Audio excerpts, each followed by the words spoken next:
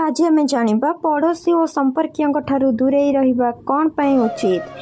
तो चलतु ता पूर्व आम चैनल को सब्सक्राइब कर दिंतु।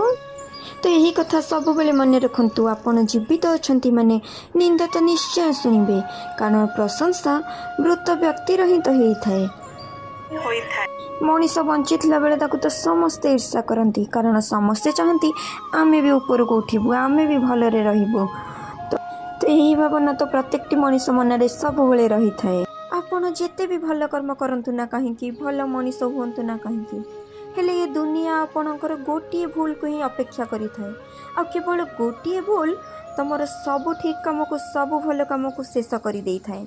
आपण केतेबेले ठीक थिले एहाकु केही मन रखती नहीं, हेले आपण केतेबेले भूल थिले एहाकु सारा दुनिया मन रखी थाए। मनुष्य जेतेबेले रागी थाए से रागरे कौन करबा से निजे भी जानी पारे नहीं। रागरे केतेबेले अंध हो जाए से निजे मध्य देखि पारे नहीं। तो गोटे दियासिली काठी जेमती अन्य को जलाइबा पूर्वर निजे जली जाए, ठीक सेमती मनुष्यर राग दियासिली परी अन्यर क्षति करने पूर्वर निज को नष्ट कर दिए। तो प्रथमे निज राग को ही कंट्रोल करंतु, निज क्रोध को नियंत्रण करने शिखी जातु। आमे दिने जो चारि लोकों पाखरे बसी अन्यर आलोचना करुछु, विश्वास करंतु आमे सेठारु आसीबा मात्रे सेही लोक ही आम विषय रे आलोचना करबा आरंभ करिदेबे।